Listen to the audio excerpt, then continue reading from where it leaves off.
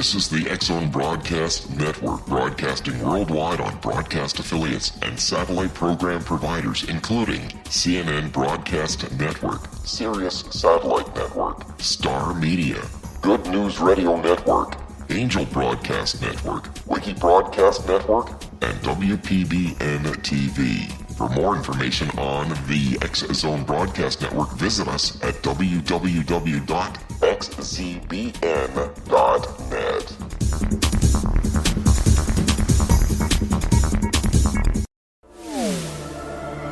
The X-Zone Radio Show with Rob McConnell is largely an opinion talk show. All opinions, comments, or statements of fact expressed by Rob McConnell's guests are strictly their own and are not to be construed as those of the X-Zone Radio Show or endorsed in any manner by Rob McConnell, REL-MAR McConnell Media Company, the X-Zone Broadcast Network, its affiliated networks, stations, employees, or advertisers.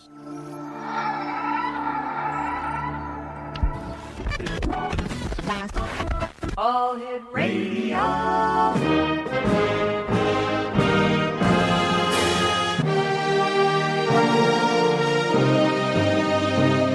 Welcome to the X Zone, a place where fact is fiction and fiction is reality. Now, here's your host, Rob McConnell.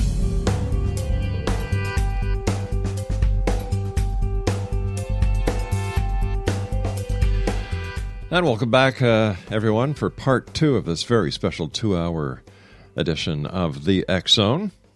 Our 2 special guests, Stanton Friedman, www.stantonfriedman.com, and Kathleen Marden, www.kathleen-marden.com. We're talking about, we've talked about the Betty and Barney Hill case. We've talked about Dr. Donald Menzel. We've talked about Edward Condon. We've talked about the $100 check that Stanton received from Philip. 1,000. I'm sorry, 1,000. Actually, back, that wasn't a bad coup for you. Did you cash it? Of course I did. Why didn't you hold it? At least it would have been worth, maybe 2,000 Canadian by now? Oh, yeah. Well, I did Xerox it, and so it's appeared in books and stuff. Well, that's good. At my lectures, I show it on the screen. I know, I saw it. Yeah, that's right. And so that impresses people. I always get a good laugh from that. Kathleen, it's always a pleasure speaking to you. And Stanton, you are one of the heroes of the ufology crowd. And like I said, you're a very fine gentleman, and it's always a great pleasure talking to you. But Kathleen, why do you think that the majority of mainstream scientists today think of UFOs as a taboo subject? Like, what are they hiding, if anything? I think that there was a very carefully orchestrated plan to make this topic of UFOs a taboo topic, and that I have found evidence that a number of individuals who were mainstream scientists and Philip Glass, who I couldn't say was a scientist. He had a bachelor's degree in electrical engineering, but he was one of the editors at Aviation Week and Space Technology magazine. They orchestrated a plan to encourage scientists not to speak on the topic of UFOs. And they even had a petition where they wanted scientists to sign this petition, agreeing not to entertain anything with regard to that topic. And that was back in 1969, 1970. It was right after Edward Condon released his statement to the public about the so-called scientific study for UFOs. And they were working very diligently to make sure that no funding was given to scientists for that purpose. And, way back in 1968, Philip Glass had set Dr. James McDonald up to take a fall when he gave Jack Anderson from the Washington Post incorrect information stating that McDonald, who was actually using Office of Naval Research funding to do a cloud study in Australia, was actually over there doing UFO research. Now, he was doing UFO research during his spare time when he was not working on cloud studies. But Jack Anderson published those allegations against James McDonald based upon this false information given to him by Philip Klass. Once it was published in the Washington Post in 1968, Philip Klass took that article and wrote a letter to the Office of Naval Research stating that the shocking misuse of Navy research funds cited in the article was not only true, but condoned by the Office of Naval Research contract monitor, who is responsible for protecting Navy taxpayer interests. And Philip Klass stated that if they gave any more funding to James McDonald, he was going to create very large problems for them in Washington. And so, even though James McDonald was exonerated from wrongdoing after an investigation of what he was actually doing, Philip Klass won in the long run because he did not receive another penny from the Office of Naval Research. That is the kind of thing that was happening, and it was the result of this orchestrated plan to destroy scientific interest and to make UFOs a taboo subject. We have to take a commercial break. Please stand by. Exo Nation, Kathleen Marden and Stanton T. Friedman, and I will return on the other side of this break as we continue here in the Exo from our broadcast center in Hamilton, Ontario, Canada. My name is Rob McConnell. Don't go away.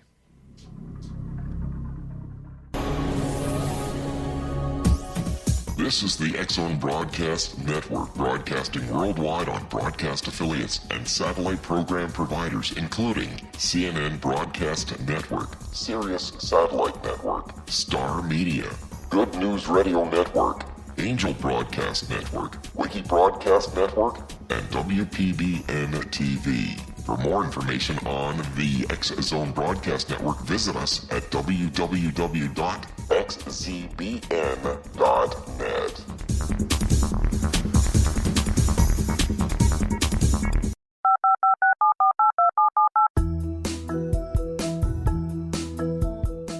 Did you know that when you're on the road with limited data or Wi-Fi, you can still listen to the X-Zone Radio Show with Rob McConnell, The Science of Magic with Gwilda Wiyaka, X-1, Dimension X, Space Patrol, and every minute of the X-Zone Broadcast Network by calling 213-401-0080, courtesy of Audio Now.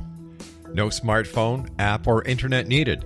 It saves your data plan, and it's free if you have unlimited minutes. Call 213-401-0080 to listen on any phone, anytime, anywhere.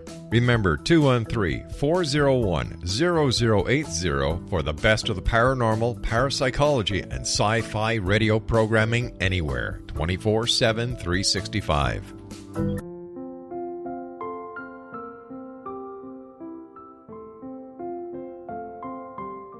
I am Dr. Carl O'Helvey, founder, president of a new cancer foundation focusing on evidence-based physical, mental, and spiritual interventions, including natural cancer cures, prayer, meditation, affirmations, nutrition, and other related holistic cancer prevention and cure modalities. These are used in cancer education, research, and financing care. I ask for your help to continue this important work by donating at www.holisticcancerfoundation.com.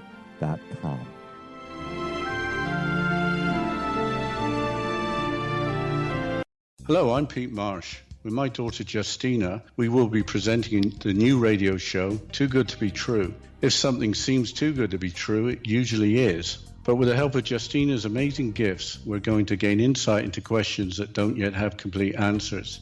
Have you wondered who built Stonehenge and for what reason? Why are crop circles found in the same region as Stonehenge and elsewhere? Are crop circles a hoax, or are they created with technologies that we have little knowledge of? Who built the pyramids in Egypt and also in other countries? How and why were they built? Was the Titanic switched with the Britannic as part of a gigantic insurance fraud, or for more insidious reasons? What caused the Tunguska event when trees were flattened over an 800 square mile area in Siberia? Will the new insights be too good to be true? Well, that will depend on what you are prepared to believe. Please join us as we start on this journey together. For more information on Too Good to Be True, visit www.xzbn.net. Little children aren't the only ones afraid of the dark. Millions of soldiers return from war zones with PTSD, anger, frustration, fear, and loneliness, much of which surfaces during the darkness of the night. You have the chance to change the lives of these American heroes. Songs and Stories for Soldiers.us provides free MP3 players for these men and women. With a list of 3 million songs in 16 different styles, 100,000 audiobooks, and 30,000 old-time radio programs, every veteran can find something to soothe and comfort them at no cost. All our players contain an 8-hour audio program designed to help veterans fall asleep. With 1,500 plus vets now participating, it's our goal to deliver 10,000 audio players this year. Go to our website at songsandstoriesforsoldiers.us. Help us help a veteran make it through the night.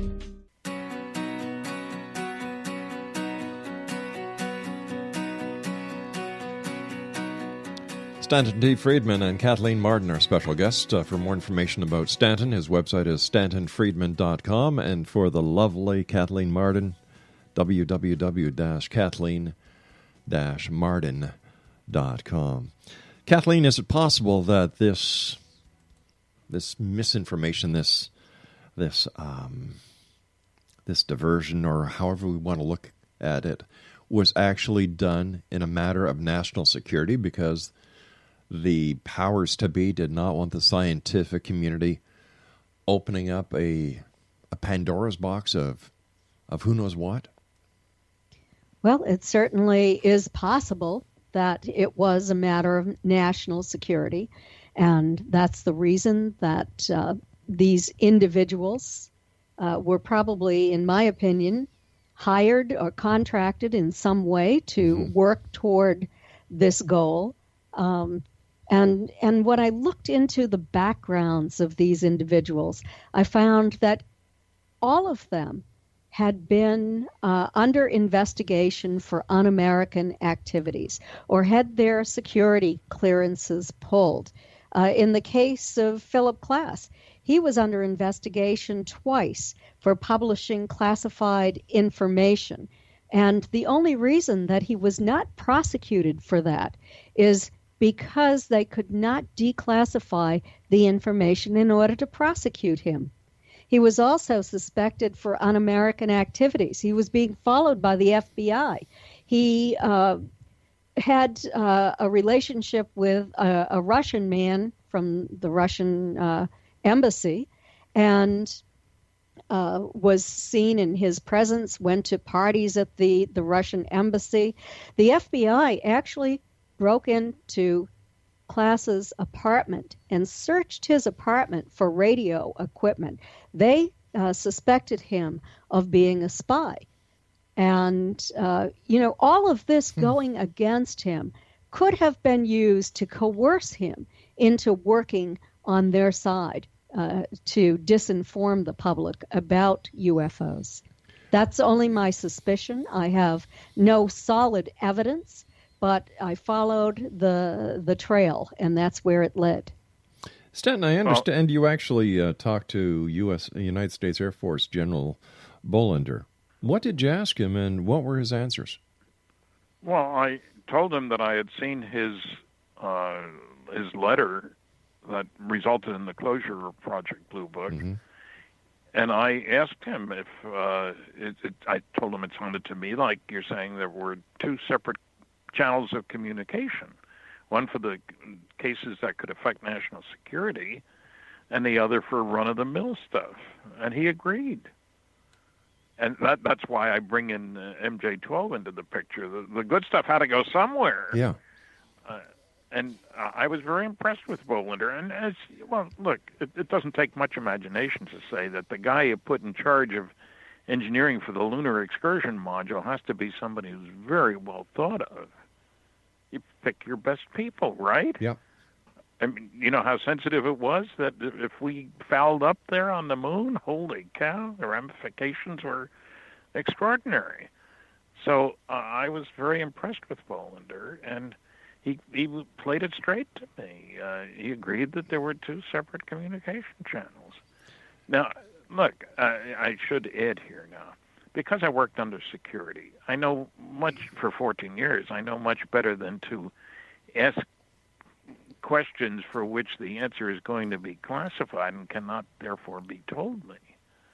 You respect people who have a clearance and who have their own need to know and so forth. And a good example of that, one of the astronauts was somebody that I had met when we were both working on radiation shielding for nuclear systems. And I saw him a few years later and said, gee, I'd heard a lot about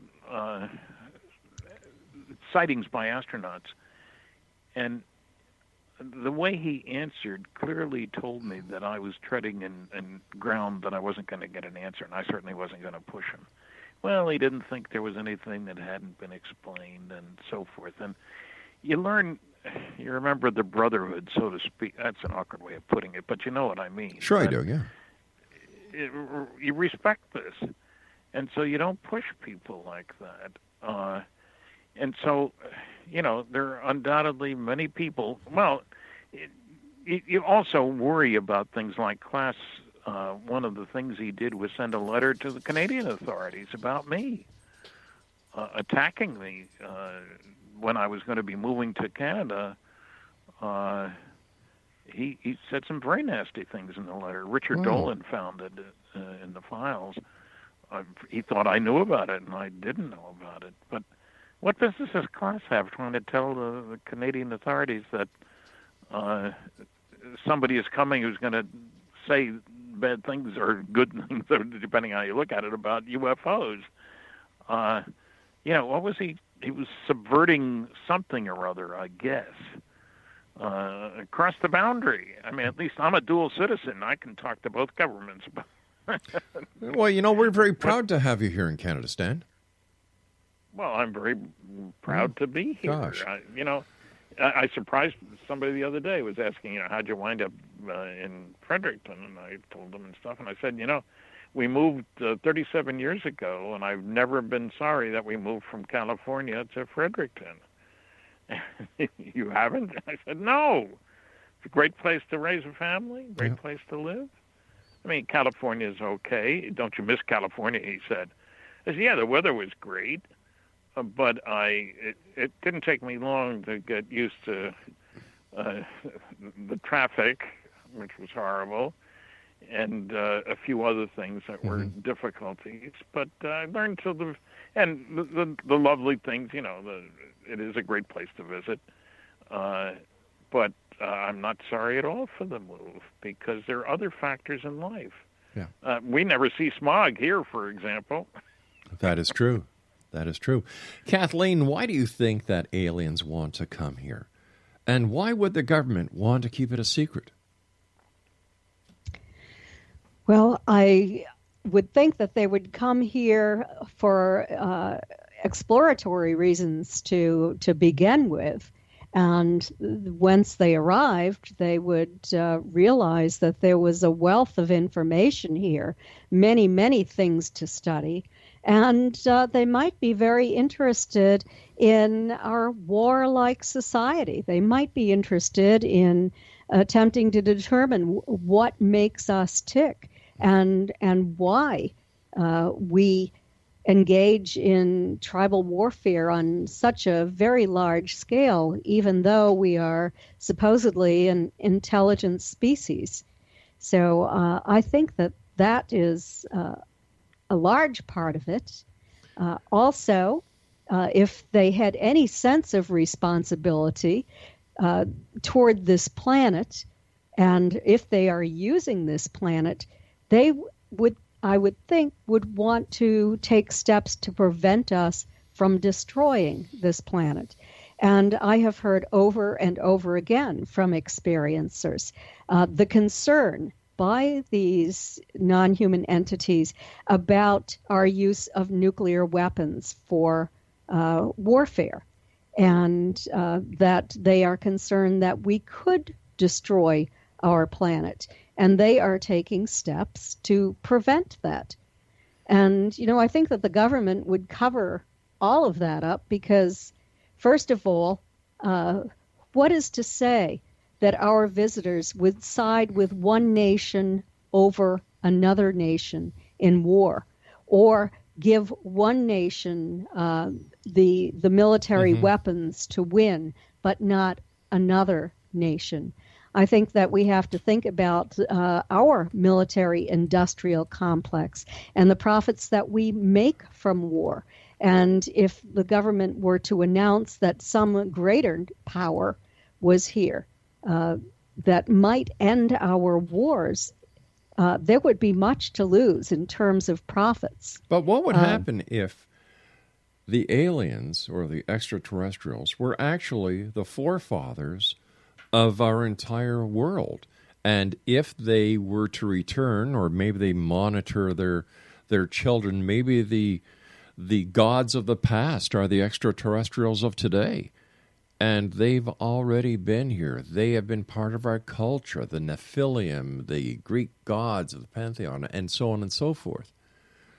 Is it possible? Is it possible that by saying yes, they were, that religion as we know it today would cease to exist, and since society of one sort or another is based on a religious philosophical belief, that it would turn this planet into total chaos? That is certainly a possibility. And, I was going to mention the impact on religious groups, because if you go back as far as 1947 to Kenneth Arnold's sighting, when it was publicized in the media, there were religious groups who were stating that this signaled the end of time, that the end of the earth as we know it, and the repercussions from that were so great, possibly, that General Roger Ramey decided to launch a cover-up and to state that Kenneth Arnold's sightings of the flying discs were nothing more than weather phenomena. There's definitely a concern over religion as well. Stan, you were going to say something. Well, just that if you step back a little bit, you have to say that aliens looking at us, I mean, let's assume they check us out every once in a while, and the guys still don't have nuclear weapons. We don't need to worry about them. They're stuck there. But the thing that changes everything, and I think one of the reasons they're coming here, is to quarantine us, because I don't think the Galactic Federation Intelligence Agency, whatever you want to call them, would want us out there. I mean, let's look at the step. In 1944, a big bomb was a 10-ton blockbuster. Wow, it took a big 29 and carried the 10 tons of dynamite. That's a lot of destructive power. Okay, the next year, 45, our first atomic bomb, 20,000 tons of dynamite, which is a big jump up. 1952, our first H-bomb, 10 million tons of TNT. And the Russians exploded the Tsar Bomba, fancy name, 57 million tons of TNT energy release equivalent in one stinking bomb. And what I'm saying is that nuclear weapons are a horrible thought for anybody out there, that we might use them. But remember that since the war, we have exploded 2,000 nuclear weapons, and nuclear energy can be used for propulsion. So it means not only that the idiots on Earth explode bombs, only 2 on people, thank goodness, because some people had more sense, but also they should be able to bother us pretty quickly. I worked on a study, believe it or not, in 1962 of fusion propulsion for deep space travel. And the answer was very simple. If you got the dough, you can go, to put it crudely. Speaking about go, we have to take our break. Please stand by for the news at the bottom of the hour. X-Zone Nation, Stanton T. Friedman, Kathleen Marden, our guest this hour for a very special 2-hour presentation of the X-Zone, and we'll be back on the other side of the news. Don't go away.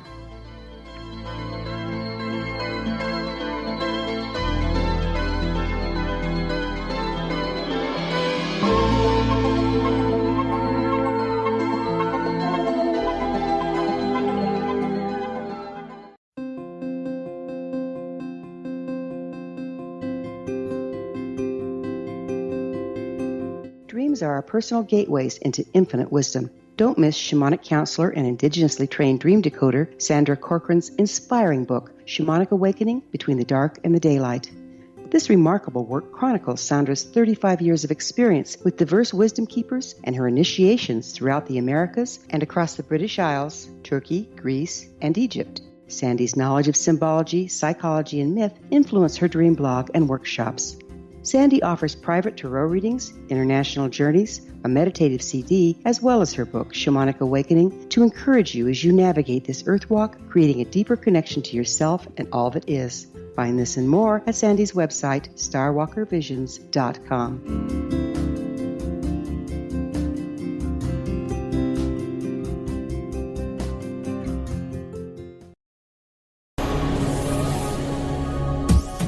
This is the X-Zone Broadcast Network, broadcasting worldwide on broadcast affiliates and satellite program providers, including CNN Broadcast Network, Sirius Satellite Network, Star Media, Good News Radio Network, Angel Broadcast Network, Wiki Broadcast Network, and WPBN TV. For more information on the X-Zone Broadcast Network, visit us at www.xzbn.net.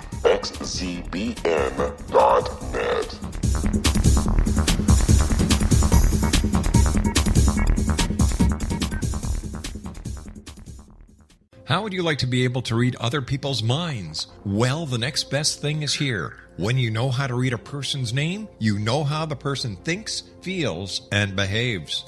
Each letter in our name holds a key to unlock our true essence. Our name contains both our gifts and challenges in this lifetime.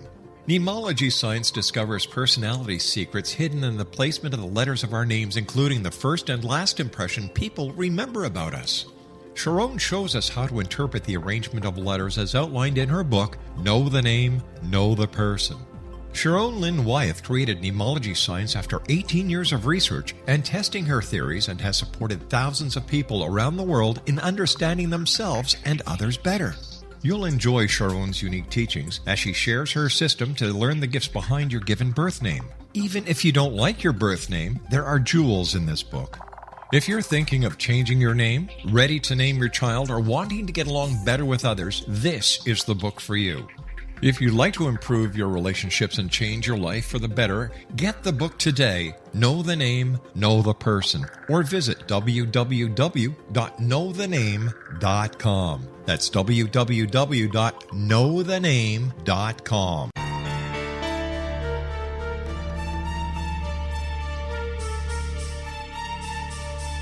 Hello, I'm Justina Marsh, and with my dad Pete, we are going to present a new show called Too Good to Be True. Together, we are aiming to discover more truths about this world and beyond. Do you have unanswered questions about the world? Do you ever wonder about aliens, conspiracy theories, or the universe? There are many shows discussing subjects such as pyramids or UFOs, but we want to relay this information based on our own research, including from spiritual means. Hopefully, listeners will be helped with their own beliefs and will appreciate the psychic insights that add to the previous research and information. We both look forward to sharing this insight and beginning this journey with our listeners. Visit xzbn.net for more information about when to listen.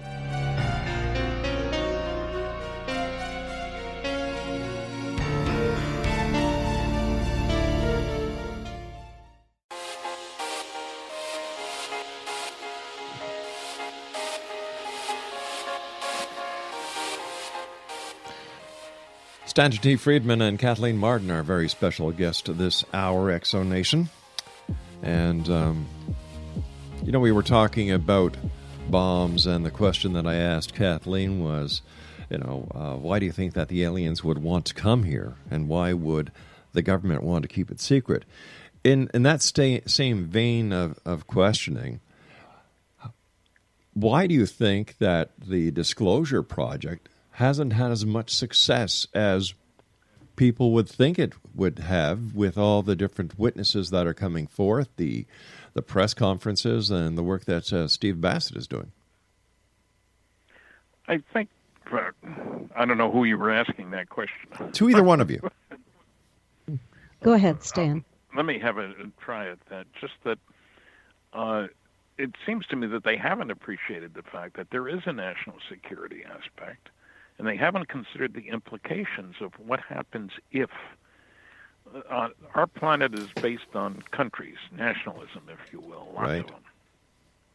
Any statement that, in effect, says, hey, we're all Earthlings and we got a bunch of non-Earthlings out there, somebody's going to lose power. There's nobody who speaks for the planet.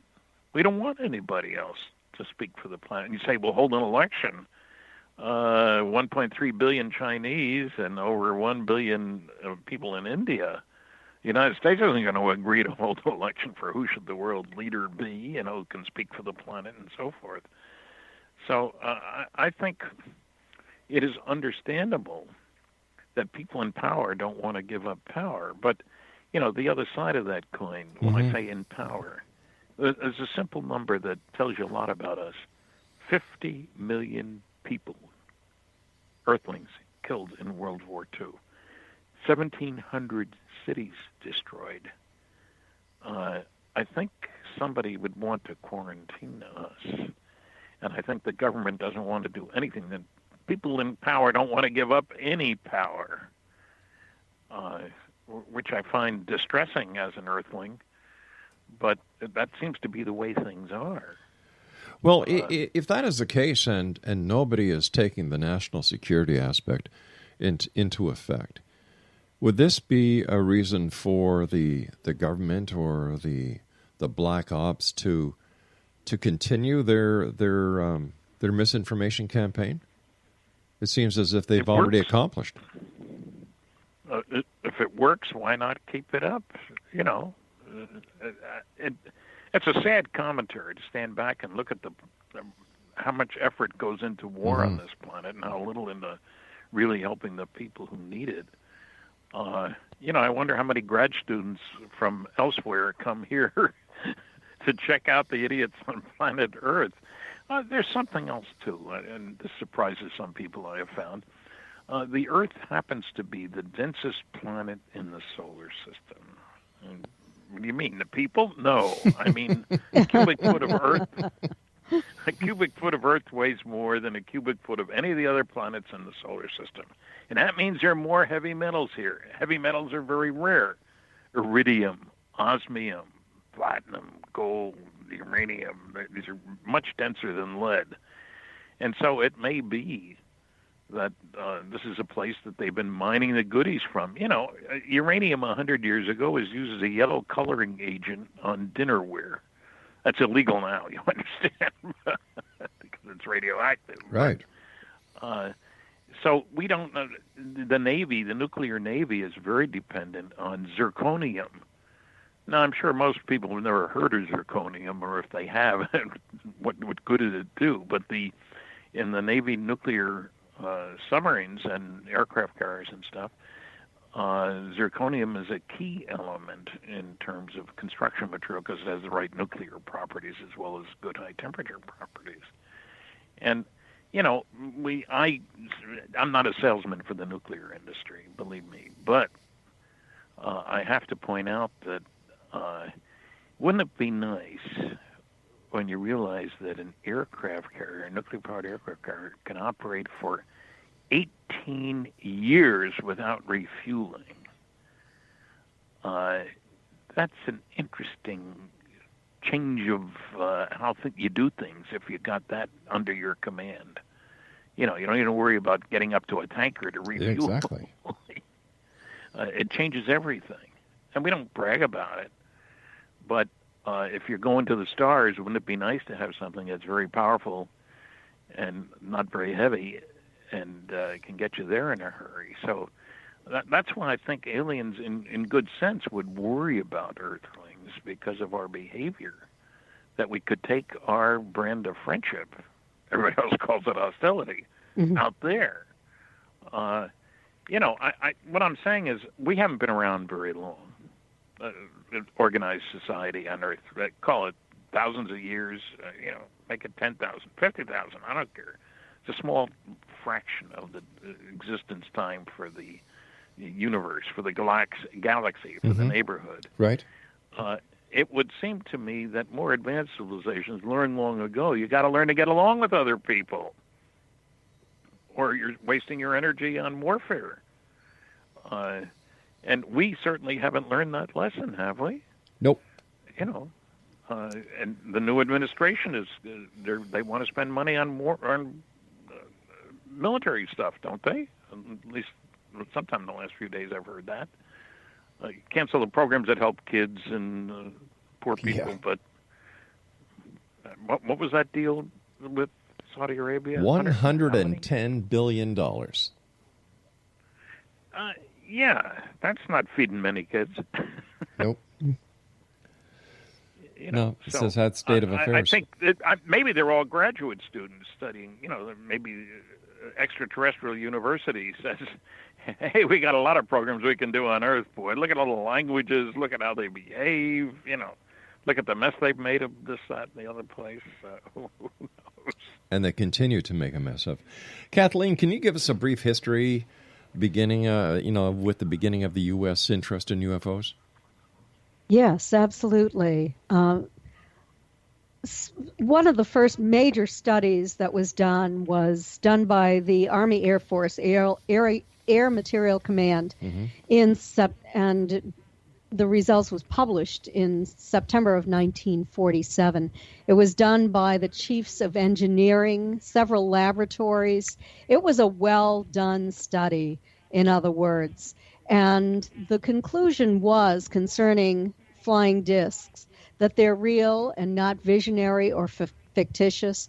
They approximate the size of man-made aircraft, extreme rates of climb and maneuverability, metallic or light reflecting, circular, flat on the bottom, domed on the top.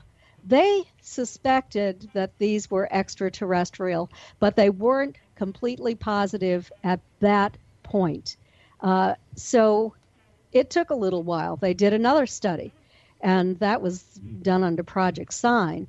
And in that case, they evaluated 243 cases that could affect national security. And in the end, they favored an extraterrestrial hypothesis. Well, that ended up being covered up when all of the but two of the officers were assigned other work to do, taken off that, and they had two lower-ranking officers who simply went through and gave prosaic explanations for everything. If they couldn't think of one, they just said it was psychological. But in 1952, when Captain Edward Ruppelt began Project Blue Book, he did a very serious study. At that point, we had 4,400 UFO reports, and 1,593 had been investigated. And of those, they attempted to assign them to different categories, prosaic explanations, such as balloons, aircraft, astronomical bodies, hoaxes, insufficient data, etc. In the end, nearly 27% ended up falling into the true unknown category. And I want Stanton to talk about Blue Book Special Report number 14 because he does that so well. And that was the largest study ever done by the U.S. Air Force. Yeah, that was a remarkable document. I was so shocked when I found it at the University of California, Berkeley Library. I'd already read 10 books on UFOs, and none of them had mentioned it. And there it turns up, a privately published version. Dr. Leon Davidson had gotten a copy of it and published it. And I was shocked. I mean, it was loaded with data, over 200 charts, tables, graphs, and maps. I was in data heaven. I like data. B, they didn't distribute the report. This was in 1955, I guess it was. Instead, they just gave very wide distribution to a press release in October of 55. And they quoted the Secretary of the Air Force, Donald Quarles, whose name shall live in infamy as far as I'm concerned. They quote him saying that, on the basis of this study, we believe that no objects such as those properly described as flying saucers have overflown the United States. Even the unknown 3% could have been identified as conventional phenomena or illusions if more complete observational data had been available. Well, that takes care of the problem. The only trouble was I had the report. Where'd they get that 3%? It was 21.5%. That's a long way from 3. In addition, they had a category, insufficient information. If there wasn't enough data available about a sighting, it wasn't listed as an unknown. They're the only ones we're really interested in. It was listed as insufficient information. So that statement was wrong on 2 counts. In addition, it is interesting that they got away with something that the press didn't make a fuss about. They didn't give the title of the report. Surely if they had really said Blue Book Special Report 14, somebody would have said, hey, what happened to 1 through 13? We've never heard anything about them.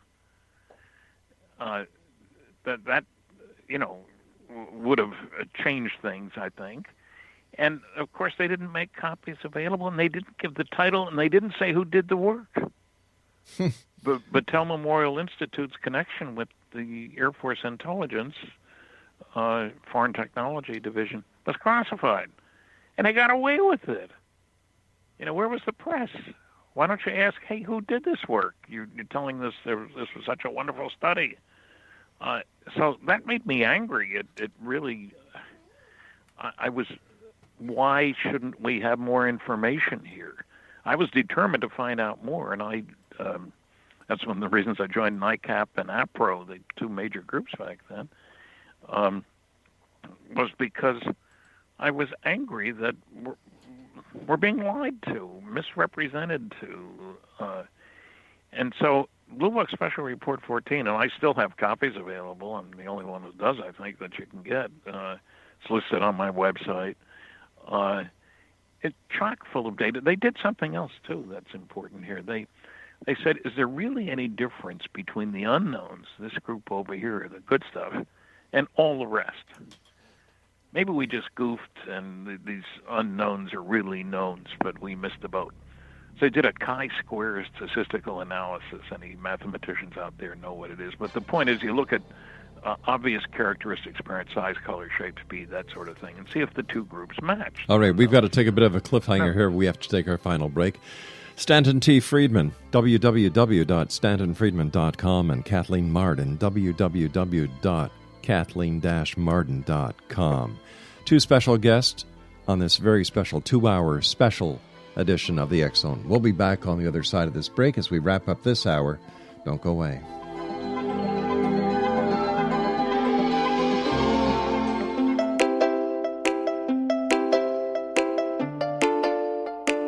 Are you curious? Do you want to learn more about how the world works and have fun at the same time?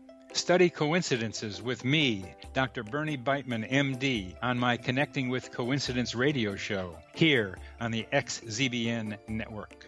Listen to Jungians theorize, statisticians randomize, true believers evangelize, while I categorize. I dance to the rhythm of coincidences. People who experience me see more of them. Maybe something on the show matches a thought in your mind. Let us know. Expand your mind to the weirdness happening around you. Synchronicity spoken here, there, and everywhere. For more information, put Connecting with Coincidence in your search engine and find my website, my social media sites, and my blog.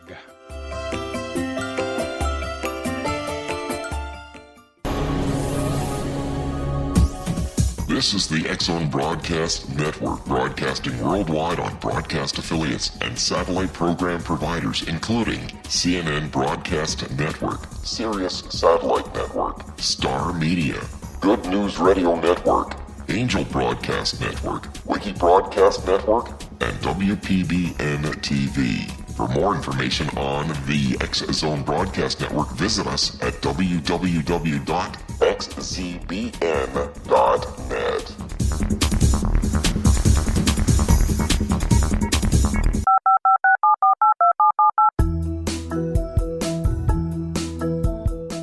Did you know that when you're on the road with limited data or Wi-Fi, you can still listen to the X-Zone Radio Show with Rob McConnell, The Science of Magic with Gwilda Wiyaka, X-1, Dimension X, Space Patrol, and every minute of the X-Zone Broadcast Network by calling 213-401-0080, courtesy of Audio Now. No smartphone, app, or internet needed. It saves your data plan, and it's free if you have unlimited minutes. Call 213-401-0080 to listen on any phone, anytime, anywhere. Remember 213-401-0080 for the best of the paranormal, parapsychology, and sci-fi radio programming anywhere, 24/7, 365.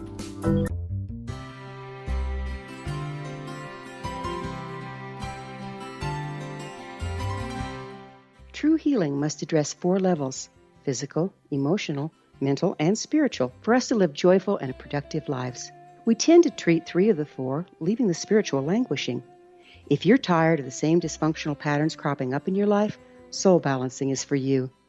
Trixie Phelps, owner and founder of Soul Balancing, is a naturally gifted energy healer trained in numerous esoteric forms, including shamanism.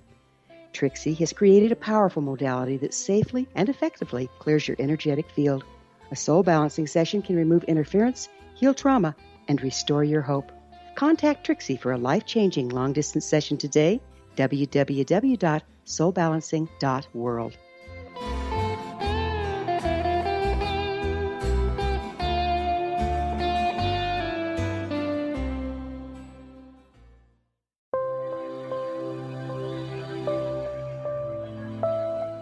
There's a legend shared by many indigenous cultures of a time when the nations were cast to the 4 corners of the world. Each nation was given a body of sacred knowledge that held a different portion of the truth to preserve. True reality could not be known until all the nations reunited, combining the information. If a single one was missing, the world could not be reborn and darkness would prevail. The Science of Magic Radio is dedicated to reuniting the sacred knowledge. With the understanding, none of us has all the answers, but together we can open new perceptions and possibilities. Through our combined vision, the world can be reborn into a place where darkness no longer prevails.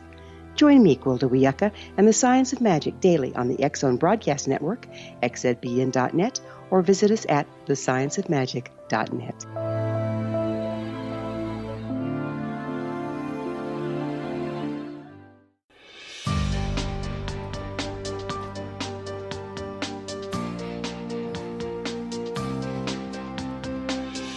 All right, Exonation, when we last left the show on the other side of the break we just took, Stanton Friedman was in data heaven because he had graphs, he had charts. And Stanton, tell us what your opinion of the entire report was. Well, it's Project Blue Book Special Report 14. It's the biggest study ever done on UFOs for the government or anybody else as far as I know. Covered more cases, and there was an awful lot of good work in there. They asked some sensible questions, like, is there any difference between the unknowns and the knowns? And the answer is, yes, there is. The unknowns are different. So it was a milestone, but it's amazing how rarely it is mentioned by the debunkers. It's as if it didn't exist. Look, Carl Sagan, we were classmates for 3 years, so I don't consider him a debunker. He was a friend at the University of Chicago, that was.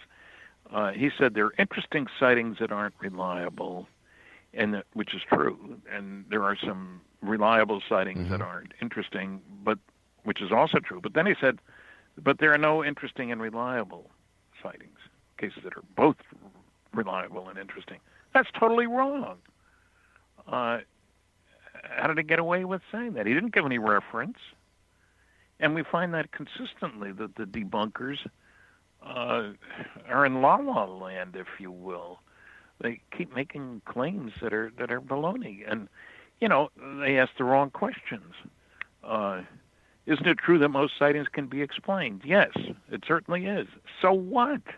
It is also true that there are many things, like the amount of uranium. Uranium-235 is the useful isotope. 0.7%. Shouldn't we just say, oh, that's not worth talking about? No, we say we spend a lot of money. World War II built a mile-long facility to separate the U-235 from the U-238, and we were using 5% of all the electricity produced in the United States. So the fact that it's a small amount doesn't mean it's not worth dealing with. But there's something else that's happened that's changed in our lifetimes. Even though I'm older than you two, I'll say our lifetime. And that is when Frank Drake was talking about SETI, Silly Effort to Investigate, SETI, Search for Extraterrestrial Intelligence, supposedly. There might be 8,000 places that could be sending us signals. Well, there might be, I suppose. But now the number, thanks to the Kepler satellite and the measurements made from space, we're talking billions of planets. Just to bring it home a little closer, within 100 light years of here, and the galaxy's 100,000 light years across or so, but within just 100 light years of here, there are 10,000 stars. The latest data suggests that the number of planets per star is between 1 and 1.6. So within a mere 100 light years, there's between 10,000 and 16,000 planets. That's an enormous number by comparison to what we used to think. And unfortunately, what it does is it downgrades us, doesn't it? I mean, we're not on top of the heap. At least it's hard to imagine if you say the universe is at least 13 billion years old, and that there are planets all over the place out there. It's hard to think that we're the most advanced beings around. We haven't been around that long. We haven't done that much. We've made a heck of a mess. So our perspective, there were people who would have said 60 years ago that, this is the only solar system, and we have the only planet that's got a lot of water on it, and so we're the big cheeses of the neighborhood. Big neighborhood. Universe. And you don't hear that much anymore. I don't get people telling me, oh, surely we're the only ones. And as a matter of fact, I get it in the reverse. And I'm sure you do too, Kathy and Rob. Yeah. Surely we're not the only ones around, But with all this information, Stan, that you and Kathleen and other credible researchers have done, why isn't mainstream media picking it up and saying, you know what, look at this new evidence. It's not new. It's been there. We just haven't been doing our job. It's a very good question. I think it means that we're not ready to change the, what's the fancy word for the situation as it exists. We don't want to admit the government doesn't want to admit they've been lying for 70 years plus. I'll be in Roswell for the 70th anniversary. Kathleen will be there, too. Both of us will be there. 70 years, can you imagine? And incidentally, as an indication of the public interest, last year, the International UFO Museum and Research Center in Roswell was visited by 204,000 people, even though it's in the middle of nowhere. 200 miles from Albuquerque, 200 miles from Amarillo, 200 miles from El Paso. And it's not on the way to anywhere. 204,000 people visited there. That's an impressive number to me. And I'm sure it's going to be crowded this year because of the anniversary. So why... there's an old statement made by a scientist. New ideas come to be accepted, not because their opponents come to believe in them, but because their opponents die and a new generation grows up that's accustomed to them. And I think that's kind of where we are, isn't it? The old order changeth, yielding place to new. And I suppose that's a good thing. I hope I'm around long enough to see the conversion, so to speak. Yeah. Kathleen, do you think we'll have disclosure soon? I am very pessimistic about the idea that we might have disclosure soon. Unfortunately, I think there are too many reasons why our governments of this world are not giving us disclosure, although there has been limited disclosure by many nations.